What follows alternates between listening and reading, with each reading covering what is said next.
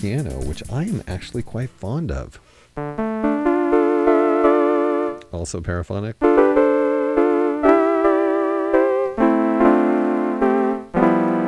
let's turn off the vibrato. Kind of piano-like.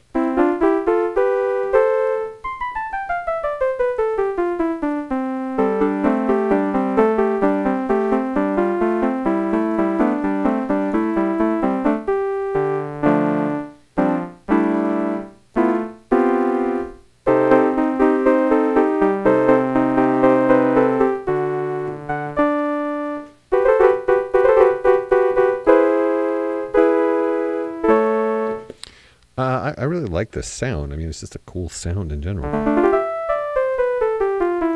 I'm no organ expert, but how often do organs, like big, like professional organs, how often do they have a piano sound on them? That's pretty awesome.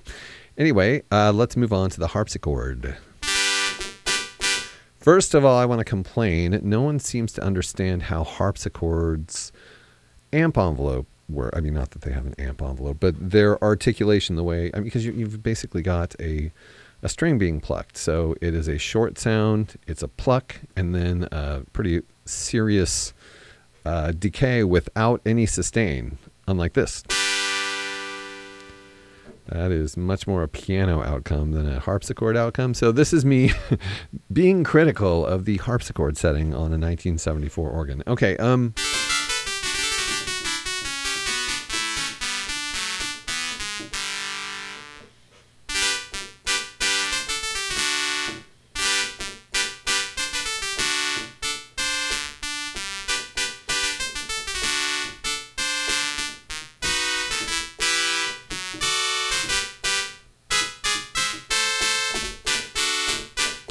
not very harpsichordy, and probably a sound that everyone would be like, oh, that's thin.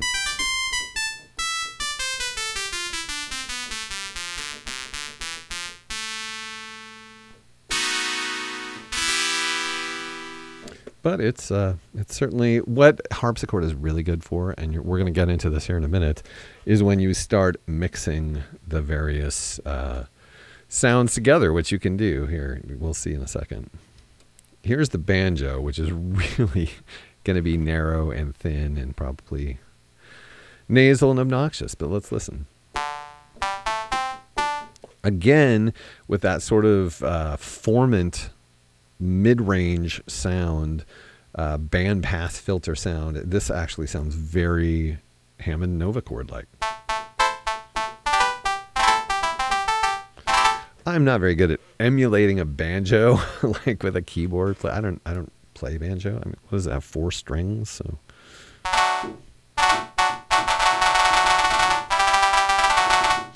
I don't know, but it's a cool timbre, even if I can't effectively emulate a banjo.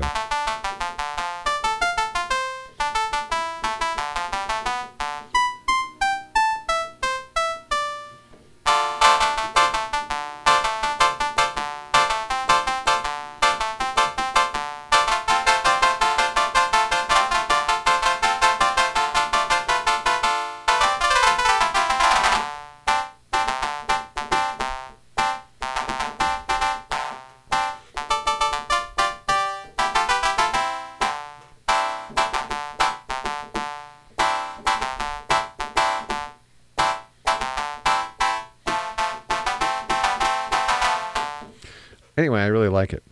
Now, one of the reasons I really like it is because, let's say, you have this really kind of narrow thing. You want it to be fuller. What would happen if we then added, say, Vibraharp?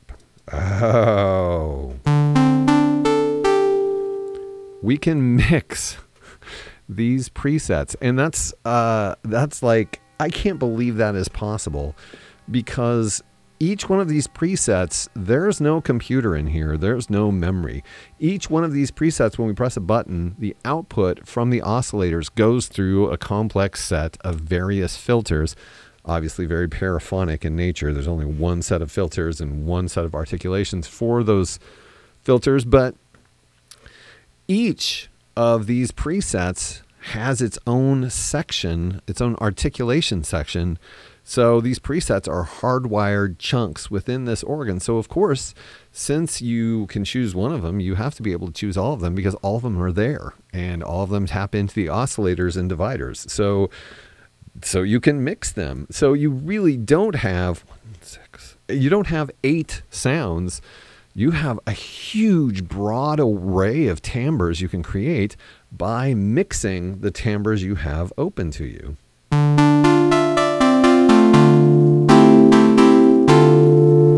So now the banjo has a fuller sound because I added the Vibraharp, or like piano.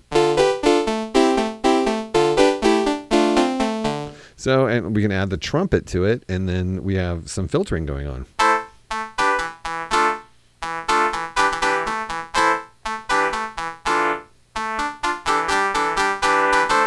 That's a cool timbre.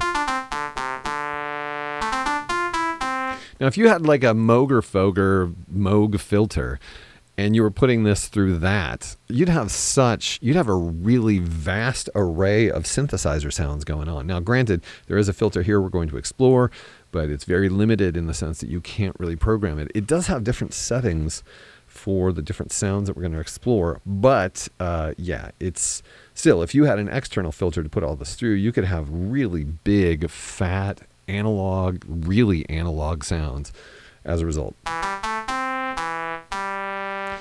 So I don't know what the math would be for demonstrating all of the different combinations, but I'm just going to go through a few. Okay, so we had the harpsichord. What happens if we add the flute? And then the trumpet.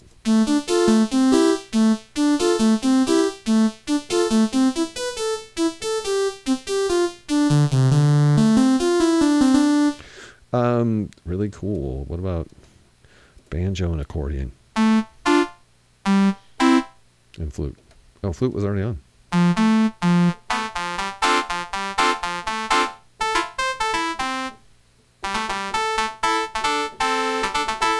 mean, you can get almost kind of a clav sound. Let's try guitar and banjo.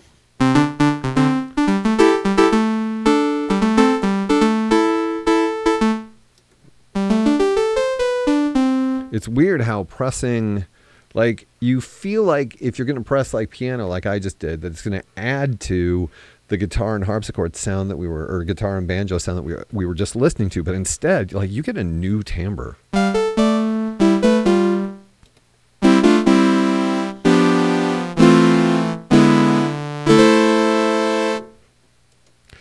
So, like, you can get darker sounds like a flute and piano.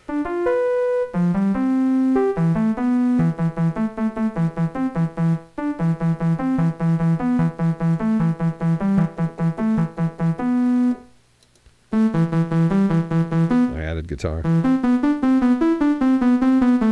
And Vibraharp.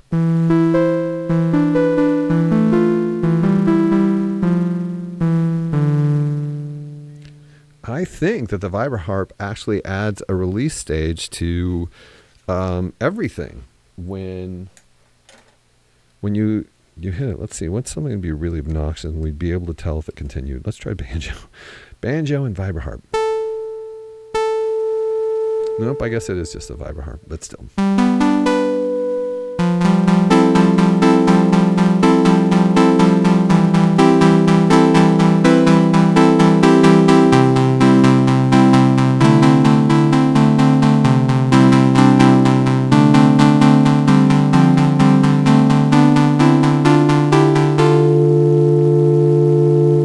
Distortion, that'd be a really cool thing. But anyhow, you get the impression, I mean, you see what's going on here.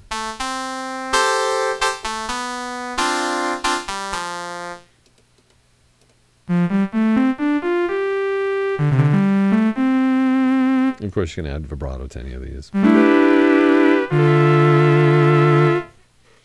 They are cool timbres that you can use in any song or recording, and no one will say like nice organ.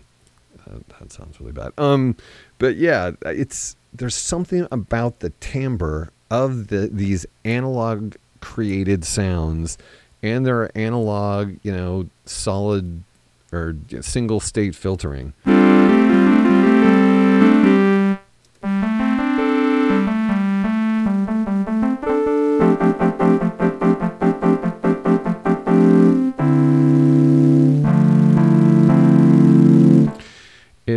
It's really cool. Okay, so yeah, what everyone wants, I'm sure, is to hear all of them all at once. Here's what you get.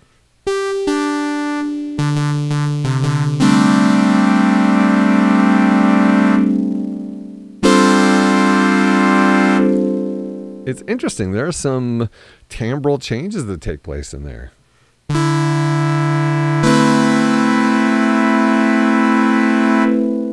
And then at the end, you just get the Vibraharp release. That's really cool.